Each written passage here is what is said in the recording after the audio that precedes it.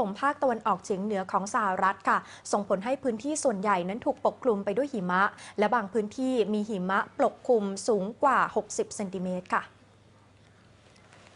ผู้ว่าการรัฐนิวยอร์กและรัฐนิวเจอร์ซีย์ต้องประกาศภาวะฉุกเฉินเพื่อรับมือภัยพิบัติจากพายุฤดูหนาวที่พัดถล่มส่งผลให้พื้นที่ส่วนใหญ่ถูกปกคลุมไปด้วยหิมะบางพื้นที่มีหิมะตกหนาถึง60เซนติเมตรทางการต้องประกาศเตือนประชาชนให้อยู่แต่ภายในบ้านเพื่อความปลอดภัยโรงเรียนหลายร้อยแห่งทั้งในเมืองบอสตันและนครนิวยอร์กต้องปิดการเรียนการสอนทำให้นักเรียนหลายหมื่นคนได้หยุดต่อในช่วงปีใหม่ต่อออกไปอีกค่ะขณะที่มีรายงานว่ามีผู้เสียชีวิตจากพายุฤดูหนาวแล้วอย่างน้อย9คน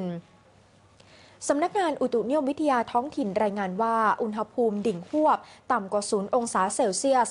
ขณะที่อุณหภูมิของกระแสลมติดลบถึง23องศาเซลเซียสส่วนคลื่นความเย็นอีกระลอกที่เคลื่อนตัวมาจากแคนาดาล่าสุดเคลื่อนเข้าไปปกคลุมพื้นที่ในแถบมิสเวสต์แล้วค่ะส่วนที่เมืองฮัมบูร์กในรัฐเพนซิลเวเนียทางการต้องระดมรถแทรกเตอร์ออกมากวาดหิมะตามถนนสายต่างๆเพื่อเปิดการจราจรให้กับยวดยานและมีชาวบ้านออกมาช่วยกันเก็บกวาดหิมะออกจากทางเท้าและรอบๆบ้านด้วยค่ะ